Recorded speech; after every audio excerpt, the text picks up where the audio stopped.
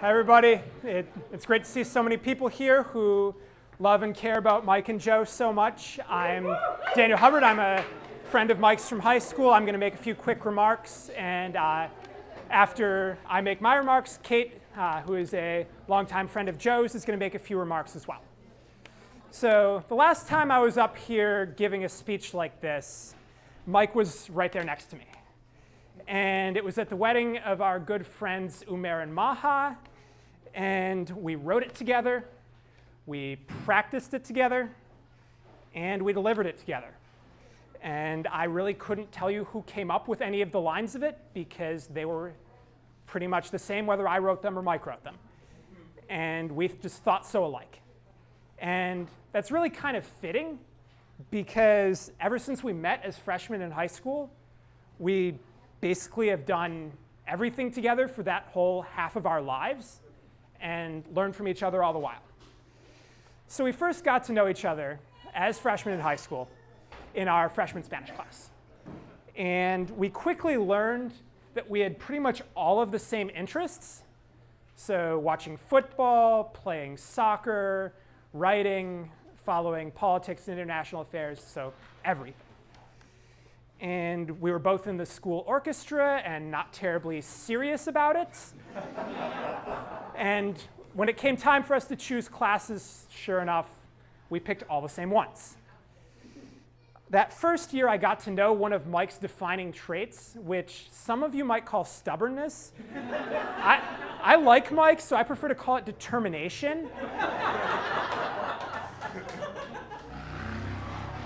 So as many of you know, Michigan winters can get kind of cold and snowy, and he had to get his lunchtime soccer game in regardless, no matter what.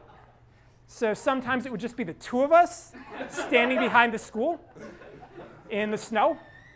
He would take a shot on me, and I would attempt to stop it. Most people would take a day off. But as I was learning, Mike is not like most people. As high school went on, we had a lot of great times together, playing lots more soccer, eating Chinese takeout out at the back of his Chevy Malibu, singing Kelly Clarkson at the top of our lungs. But before we graduated, Mike wanted to cap it off by sharing a vacation with a number of his closest friends.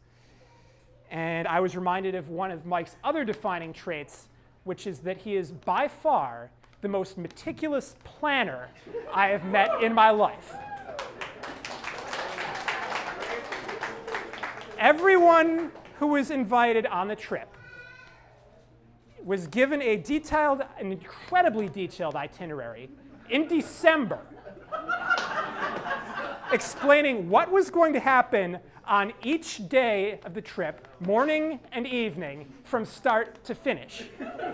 I recently found this email entitled The Game Plan. It is 3 pages long. My parents didn't want me to go because they figured that someone somewhere was going to break the itinerary. But Mike, with his detailed planning, made sure that that did not happen. So Mike's always had more of a sense of adventure than I've had. I shudder when I think of half of the stamps in his passport. So it was really no surprise that he went away for college while I stayed at home. So it was a blessing that we got to spend more time together again when, after we graduated from college, I moved to New York City and Mike moved to the Hudson Valley. In the city, we would spend late nights in bars with board games or pool tables or karaoke rooms. Up in the Hudson Valley, we would run races and explore the beautiful landscape of New York State. On my last trip to Kingston, before I moved back to Michigan, he brought company. Mike, Joe, and I rented inner tubes and went to float down the Esopus River. This sounds very relaxing. It was not. I was in no way prepared for all of the rocks and rapids that were in our path, and I flipped the tube like 3 or 4 times and had to go and swim after it to chase it. Meanwhile, Mike, as determined as ever, he just runs on ahead. He's fine. He doesn't flip the tube. He keeps going. So I reached the finish line a few minutes after these guys did. Joe followed closely in Mike's wake. I was a little bit behind and not entirely happy about it. But as I sat back and listened to these two interact, that frustration faded away quickly and turned to excitement. Because here was someone who embraced Mike's personality quirks and had complementary personality quirks of his own, which Mike embraced in turn. They fit together perfectly, and they've continued to grow together in the 4 years since. I loved it when I asked them about how the wedding planning was going. Mike says, I handle the logistics, and he handles the aesthetics.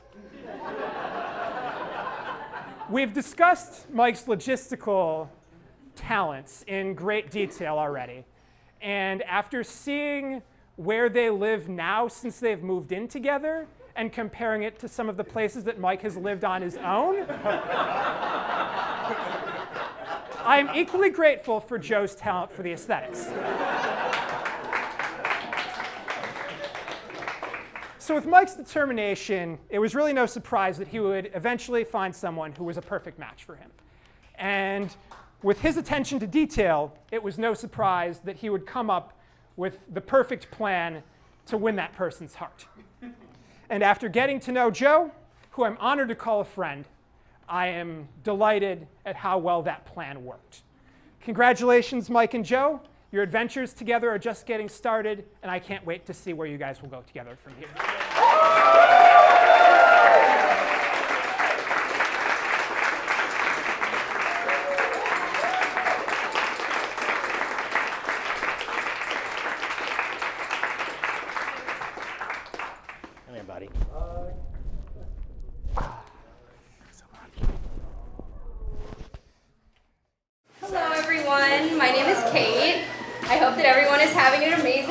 So far.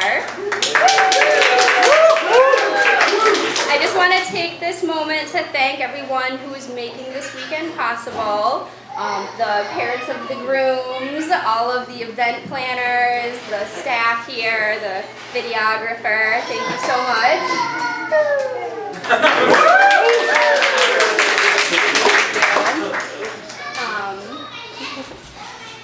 And of course, the stars of the weekend, Michael and Joe. You guys look so happy and so in love right now. I'm so happy for you. Thank you for letting us share in your amazing wedding this weekend. But even when I met Joe, he was an extremely happy guy. We met in Albany, New York. I was there for my undergrad studies, and he had just returned home after finishing college. We met swing dancing, actually, which is a really fun dance. But I knew immediately that I wanted to be his friend. He's just so outgoing. He will strike up a conversation with anyone and tell them some extremely funny stories that he has. He has such an amazing personality. He's also a super great listener. If you have any problems, you can always go to him and he'll help you, just listen to you and be an amazing friend. And just an all-around happy, naturally happy fellow. He's even happy when he's being hoodwinked. One time, we had gone to this party, and there was this little kid, and he was giving these little party favors away. They were little pots with soil and some seeds, and the kid gave it to Joe, and he said, make sure you water these and sing to them. Morning, noon, night, evening, and night. And so Joe took the little pot and he cherished it, he watered it, and he sang to it. Knowing Joe, it was probably some Blink-182 that he was singing. And after a while, he was looking for the flowers to sprout, and no flowers, and he kept singing and watering, and there's no flowers, where are the flowers, where are my flowers? So he took a little pencil, was it a pencil? Yeah. Yeah, he took a pencil, he's digging around, and come to find out, there's no seeds in this soil. He had been duped. But just his amazing sense of humor about the situation and his funny outlook on it makes me know that he'll be an amazing father someday. Not to mention the fact that he and Michael are already really amazing cat fathers together. But he's not just really amazing with kids. He's also a super fabulous cook. One time, Joe invited me over to his apartment for some marinated chicken. He had found the recipe online. He was very excited. He had the chicken breast all laid out, some nice Italian dressing to put on it, and he was demonstrating. Kate, look how easy this is to make this chicken recipe. All you have to do is just lightly drizzle and then splash the whole entire bottle of Italian dressing, dumps all over the chicken, all over the counter. And I'll never forget Joe just standing there staring dejectedly at the chicken. And he turns to me and he says, "Kate, we're not having chicken." But he salvaged it, and it was a really amazing dinner. We were both really happy. I guess what I'm trying to say with these stories is that Joe is a naturally happy person, but I've never seen him so happy as when he's with Michael. So Mike, thank you so much for making my friend so happy. I'm just so appreciative. So I want to raise a toast to the almost newlyweds. When you guys look back on this weekend, the weekend of your wedding, I hope that you're able to say that your love and your happiness have grown so much, and you're so much more in love and so much happier, so ridiculously happy, that you can actually say that this is when you loved each other the very least. So raise a glass to Michael and Joe. Congratulations, guys. Thank you so much.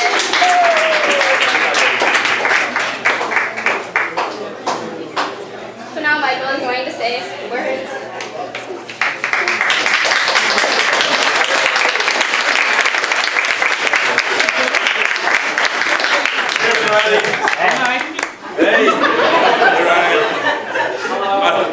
Thanks so much for coming out. This is not going to be sentimental. Thank you everybody for being here. It is really sweet. Just running through a few, since I know you're joining us for the whole weekend, just want to run through a few logistical things.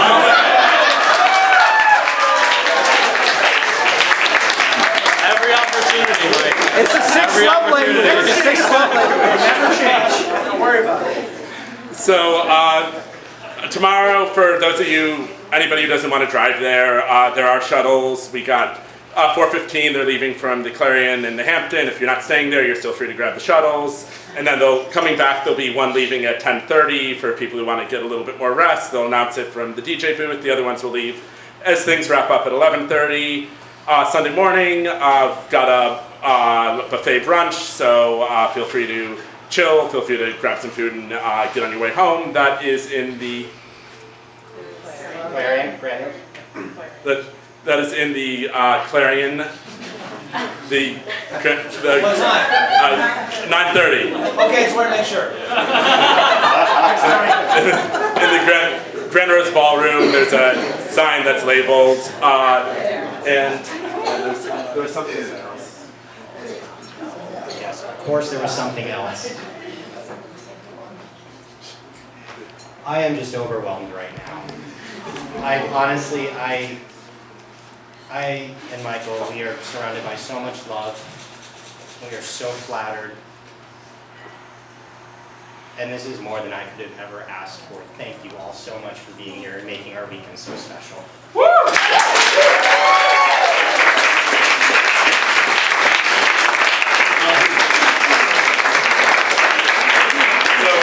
So stick around. They'll be passing around some desserts. I don't remember what we chose, but I'm sure they're delicious. So stick around. Please come over, say hi, and thank you again so much, everyone, for being here.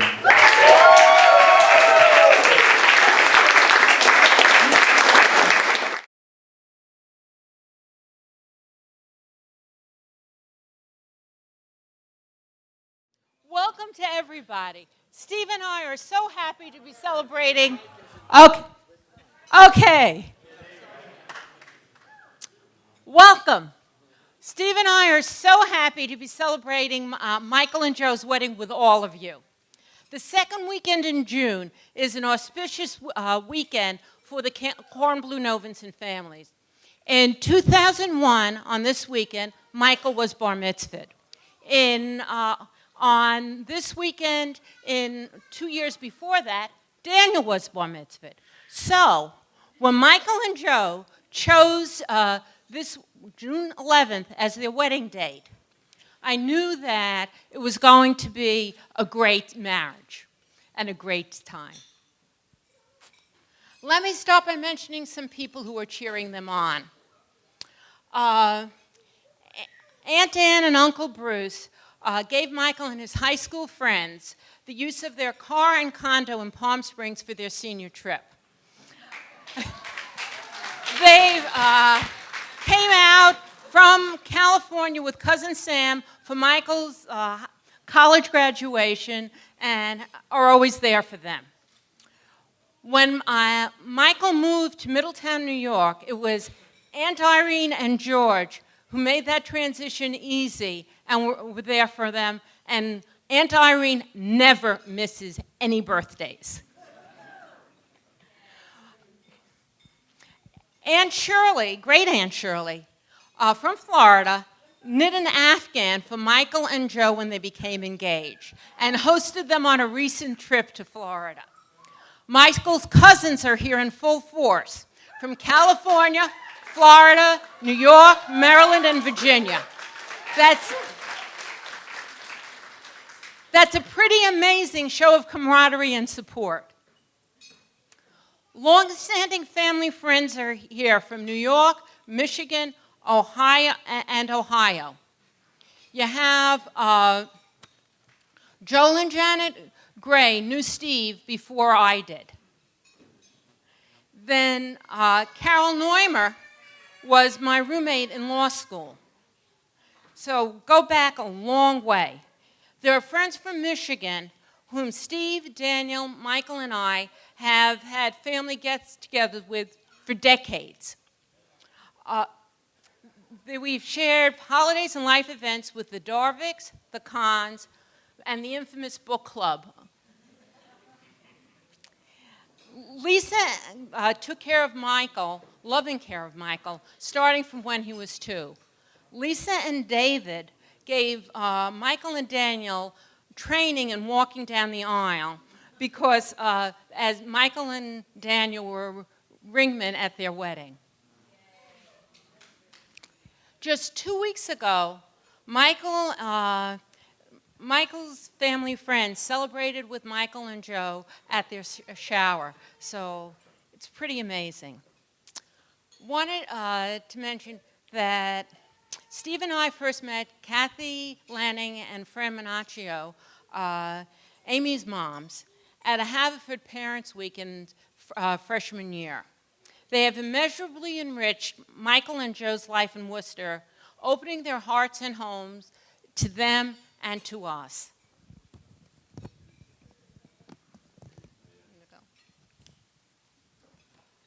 Michael was a quiet little kid and always had a kind heart. He cares a lot about people. He's a very thoughtful son and brother. Starting when he's little, when he gives a gift, he really thinks about what the person would like. He consistently chooses books that Steve and I both really enjoy for us. And he chooses games for Daniel, which become Daniel and Katie's favorites. Michael and Daniel always got along. I don't remember them ever fighting. Twice Michael helped Daniel drive cross country. Aside from one speeding ticket, they had good times exploring new routes and finding fun stops along the way. Michael's had a passion for sports forever, and I'm not just talking about 49er football.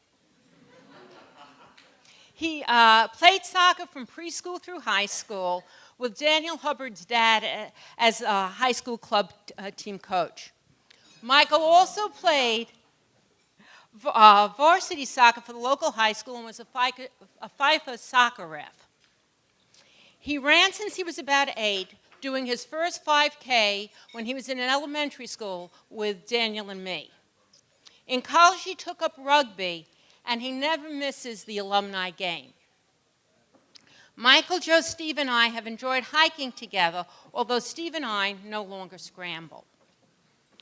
Within the past year, Michael and Joe have taken up kickboxing, so beware. Politics and current events are a passion of Michael's, one that he shares with Joe, Daniel, and Steve. Many of Michael's car trips home have been spent engaged in a political discussion with Steve. He has always been one to set personal goals, challenge himself, and work hard. He knew he wanted to be a journalist early. His high school and college summers were spent studying journalism and working at newspapers and wire services in 5 states. He co-edited the Haverford newspaper and studied in Egypt for a semester. His senior thesis was on terrorist attacks on journalists in the Middle East. Since graduating in 2010, Michael has been steadily employed, yay,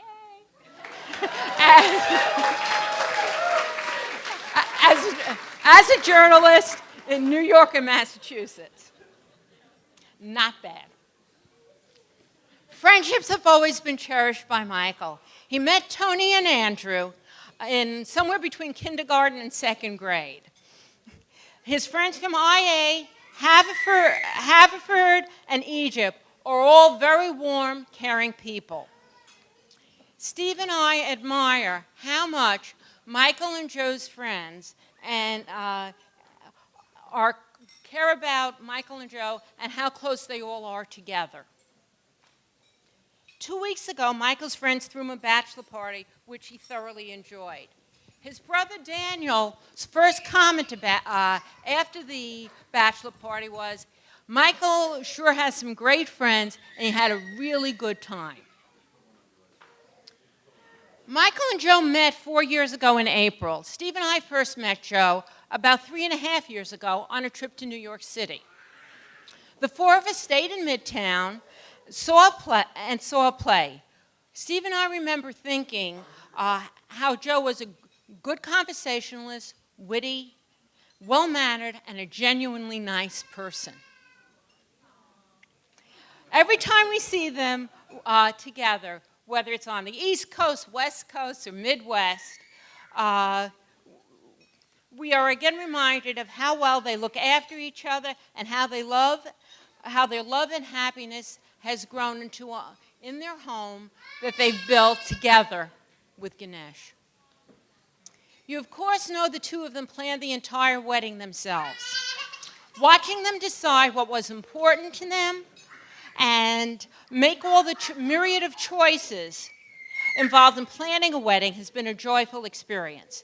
They were very patient and kind with each other and with me as I texted them pictures of me in different dresses I was trying on.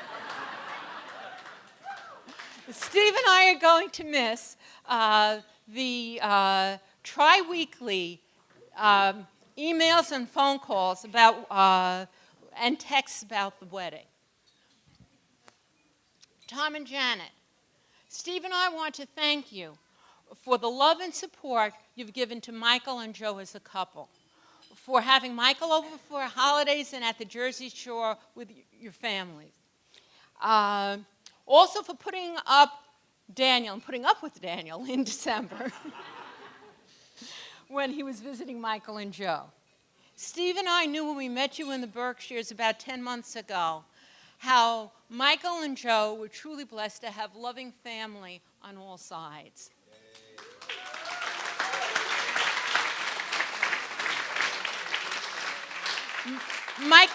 Michael and Joe, Steve and I truly love you both. You are surrounded by a circle of wonderful, loving, and caring family and friends.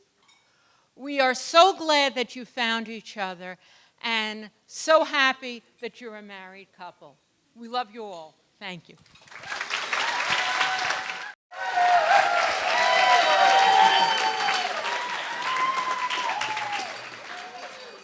Well, Janet and I welcome everybody to this joyous celebration. We are glad everybody is here to help Joe and Michael celebrate this wonderful day a day they will remember for the rest of their lives. I thought about what I was going to say today for a while, and this is what I'm going to say. Finding love, or does love find you? I traveled across the country only to find love in the south side of the town that I grew up in. Joyce and Steve found love in law school. Family love has been a huge part of our lives as we've traveled throughout the years, and now the family has grown. Joe and Michael found love in the Hudson Valley, and tonight we're here to celebrate them. Because there's nothing like good love. It's all you need. So here's to Joe and Michael. Enjoy the moment and the beautiful journey ahead of you. Thank you.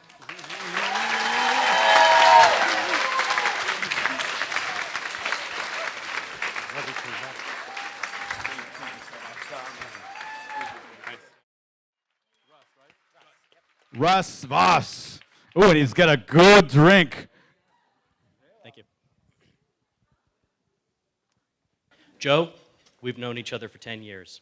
We've shared celebration and sadness. I bought you your first legal drink on your 21st birthday, and I listened to you rehearse your grandfather's eulogy. We threw our caps in the air at graduation together, and we gave your hermit crab a Viking funeral on the Hudson River. In that time, there has never been a moment when I couldn't call you a loyal, compassionate, and good-humored friend. There's been no situation that I couldn't ask your advice. There's been no problem I couldn't bring to you, and no moment when I couldn't count on you to be totally honest with me, even if it meant calling me an idiot. And no matter how many times that happens, you're still there for me. I'm deeply grateful for that. Because I've known you this long, I can say that if I had to imagine the perfect match for you, he would still pale in comparison to Mike. Seeing you two grow together over these past years has been an absolute joy, and it's an honor and a privilege and a pleasure to be here standing with you today as you join your lives. I and everyone else here look forward to seeing you two accomplish together all the things you couldn't alone. I love you both. Here's to you.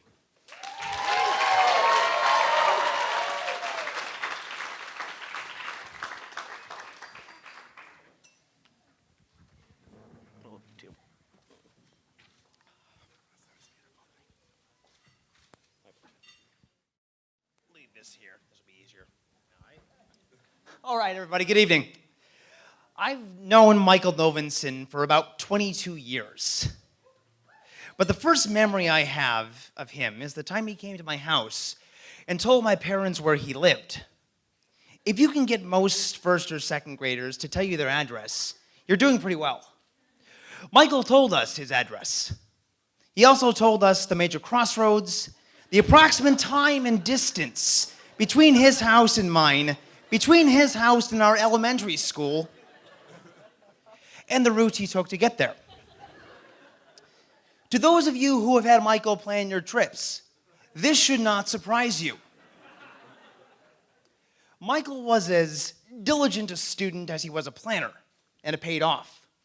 He was one of only 3 kids in the grade to get to eat an entire banana split for passing every arithmetic test during the infamous Banana Split Math Challenge. He got a gift certificate for being one of the top readers in the school. I always looked up to him, but secretly took some pride in beating him in the elementary school geography bee. Indeed, for most of elementary school and into junior high, Michael, Andrew Enton, who's also here tonight, and I were virtually inseparable. Pool parties, birthday parties, sports. Watching a 12-year-old Michael kick a soccer ball clear over the crossbar from midfield are some of my favorite childhood memories. Things weren't always so rosy, though. One day in junior high, Michael became convinced that his wallet had been stolen, and I was the one who had taken it. He asked, "Dude, did you take my wallet?" Me. "No. Why would I do that?" "Because you take Andrew's French fries every day. You probably took my wallet as well." Dude, different things. And besides, I can't eat your wallet. Back and forth this went, our prepubescent voices rising and cracking to a fever pitch until I stood up in the cafeteria and yelled, "I don't have your wallet, you!" Well, I can't say that because there are children present and this is being recorded. 301 pair of eyes turned to face the two of us squaring off. 300 junior high school students and one school guidance counselor. I spent some time that afternoon in the counselor's office. That evening, I get a phone call. "Hello? I found my wallet. It was in my room." I was genuinely devastated when Michael chose to attend the International Academy over our local North Farmington High, mostly because it confirmed once and for all he was smarter than I was. We didn't see each other much during those years, but when we did, I had the opportunity to interact with some of the fantastic group of friends he'd made at IA. I also had the opportunity to have my senior year spring break 2006 planned for me in 6-hour increments. And to have Michael ensure that we didn't stray too far from that itinerary. What rebels we 5 suburban kids were, having time blocked out to cruise down the California freeway, blaring Tupac's California Love out the windows of a borrowed Pontiac Aztek.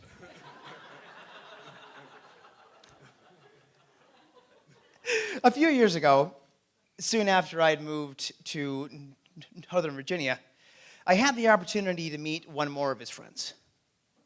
As Michael and I talked, Joe listened intently, and there was an exceptional perception about him. As I watched the relationship blossom from afar, it became clear Joe is Michael's perfect foil.